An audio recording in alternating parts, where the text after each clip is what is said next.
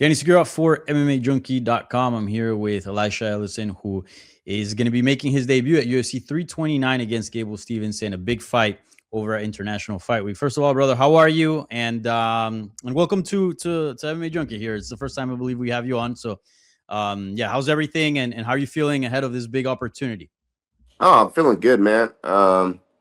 This would be my second UFC fight, first one in the States. Um, I feel good, man. The training camp's going really well. Got a lot of good partners, a lot of smart partners I'm training with. Give me a lot of good feedback. Everything's going pretty well. Yeah, and this is a big opportunity, man. International Fight Week, the return of Conor McGregor, and then you're fighting somebody who's obviously got a lot of hype. Yep. Um, I wanna start here. When did you get the call, and what was your reaction to getting the call to this fight? Because this was a highly coveted fight among your division. Yeah, so we told Mick, our matchmaker, we wanted to fight in July time Mhm. frame, just because there wasn't a lot of cards in June, and I felt very healthy. And so the night I was watching the fights, and the night they announced his signing, I was like, "Oh man, that'd be a good fight if they made it happen." The next morning, literally Sunday morning, my coach calls me. I think it's probably like 7. He's like, "Hey, they're fighting Gable." I was hyped, dude. I think it's a good matchup, a very exciting opportunity. Um, yeah, I mean it's a blessing. So Yeah. I'm excited, bro.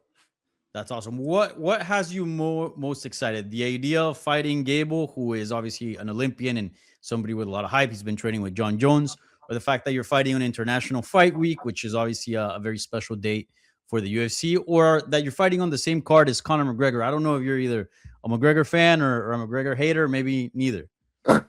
No, man, I got much respect for Connor. Very smart businessman and a fighter.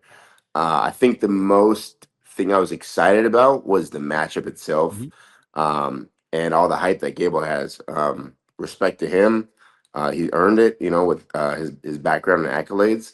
Um, but the opportunity to shock the world is what I'm most excited about, and the hard work that I'm putting in, and the training partners that I have around me, the coaching staff that I'm partnered with. I mean, it all makes for a great opportunity to shock the Yeah. world now.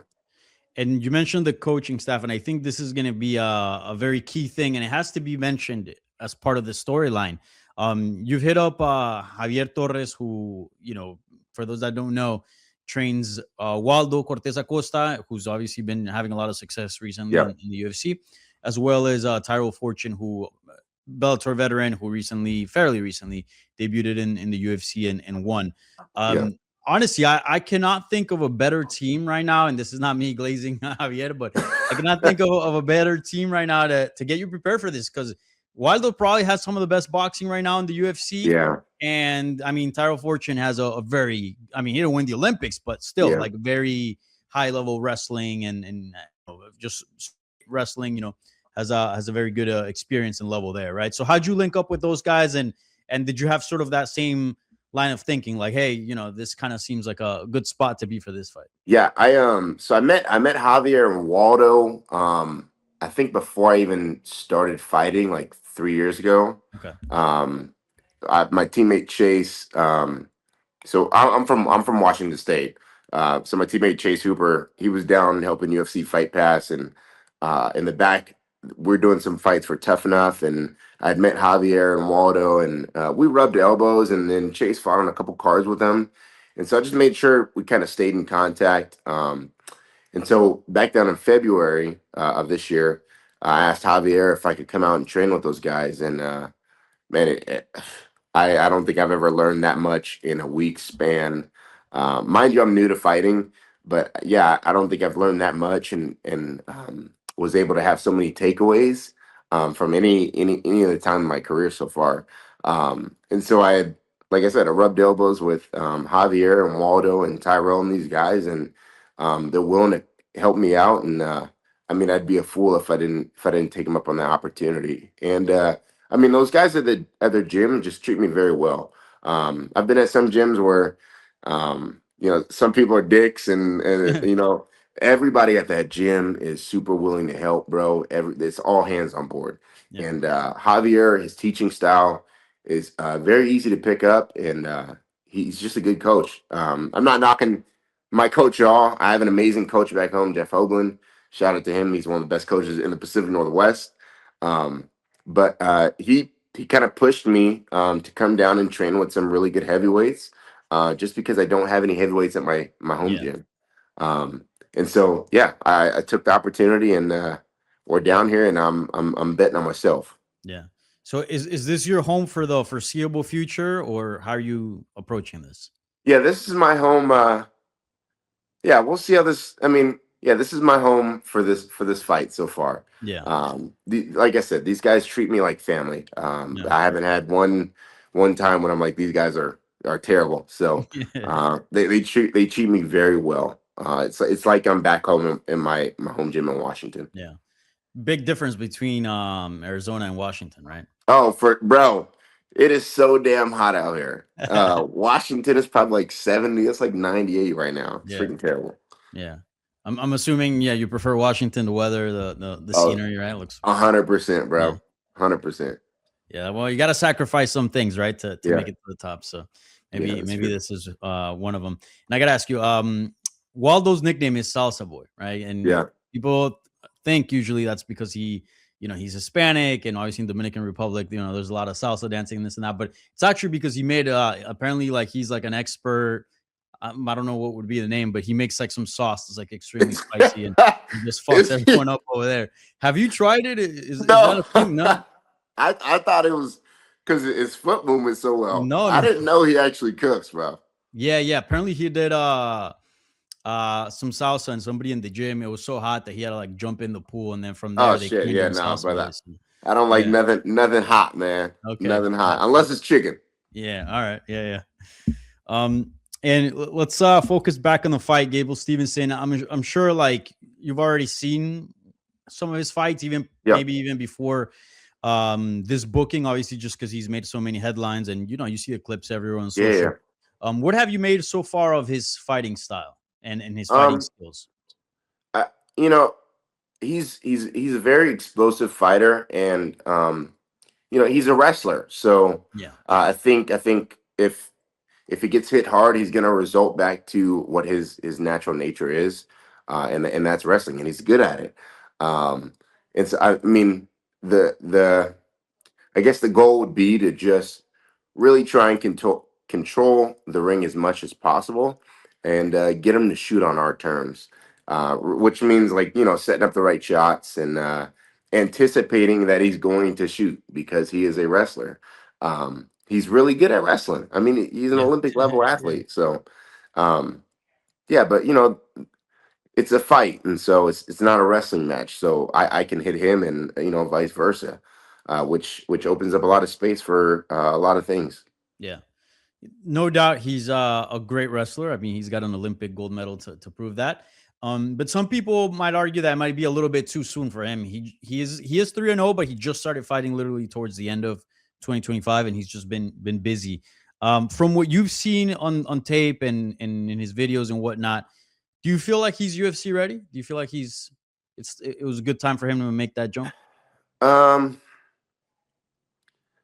it is early for him, but I mean, the UFC matchmakers, they know what they're doing, Yeah, and he does have a lot of hype, and it would bring a lot of positive eyeballs to the UFC.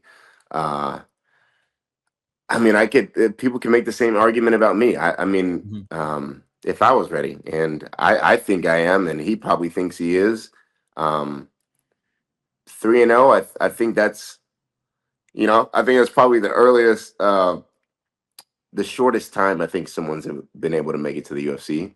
So I mean, it's questionable, but yeah, his accolades and his background and his performances, I think, um, earned him the right, and his coaching staff as well. yeah. What did you learn from your debut? Like, what are some things that you are now, as you prepare for your second fight, that you now have learned, or now you keep in mind that you didn't before fighting your first time in the UFC? Man, just being myself, bro. I think because I fought in Perth. Hmm. Um, and I was, trying to just act like I've been there and done it before. And I think by doing that, I suppressed a lot of nerves, and I wasn't able to fight like myself at all. Um, I was very contained, and I mean the fight didn't last long, and I didn't win. But I just need to learn to relax, bro. Yeah. Relax, be myself, and let the game flow. Like fighting is always evolving, bro. And so I feel like I'm a very quickly adapting fighter. Um, so I think, yeah, just relaxing and letting the game go where it goes and try and steer it in my direction um, for my win. So, Yeah. Octagon jitter's a real thing then. oh, for sure, bro. Yeah. That's another aspect that he's gonna have to deal with. Obviously, he's competed in front of a lot of people, but I'm sure MMA and that crowd is a bit different. Yeah, Um, and as you mentioned, like you're excited about the opportunity to shock the world. So you understand that like you'll be the underdog, right? Probably. oh, I haven't seen the 100%. lines, but I'm assuming. And obviously a lot of people supporting and backing Gable. Um, do you enjoy that position, or how do you feel? What is your relationship to that position, personally? I do like being the underdog, man. I just people are already expecting you to lose. Hmm. Um, and I have everything to gain, bro. Um, I mean, whether it's from financial wise to support my family, to more eyes on me, which honestly brings better fight opportunities down the Yeah, line. Um, but yeah, I like being the underdog because all the pressure's on him. Um, and I mean, yeah, I don't know. I like being the underdog. There's nothing to lose and everything to gain. Um, People are already making their yeah, assumptions about the fight, and it's going to be what it's going to be. And when I shock the world, I'll make everybody shut the hell up. So yeah. Have you already felt some of the online and the fan base chatter? I don't know if they've already left some comments on your Instagram and all that. I oh know we're yeah, still a little bro. bit away from the fight, but it's I'm sure it's going to be something that picks up as the fight gets Yeah, for closer. sure. Fight fans are fight fans. If they like a guy, they'll go to the other opponent's Instagram page, cuss him out, do everything. But I mean, it's just part of the game. Yeah. Um, People are gonna do what they're gonna do. Shitty human beings are shitty human beings. Yeah, yeah, So um, it is what it is. I let it roll off my back, man.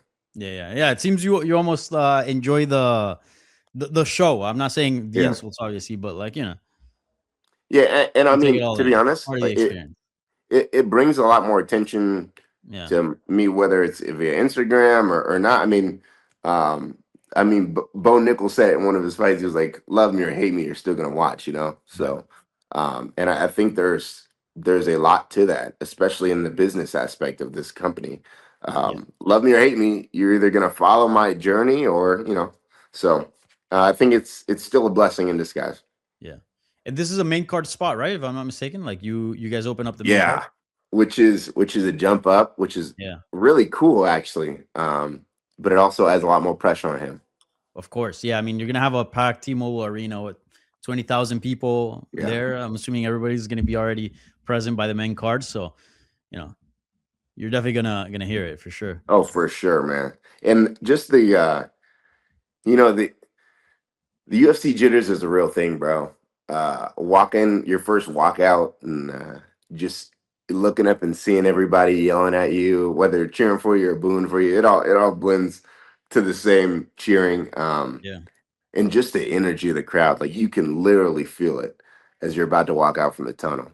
And I think to some degree that can affect your game plan, um, and the way you fight to some degree. yeah, no, for sure. Yeah, we'll see. I'm very excited for this matchup. I think it's a tough test for him. Obviously, you almost have twice as much as experience as he does, or actually, you do have twice as much.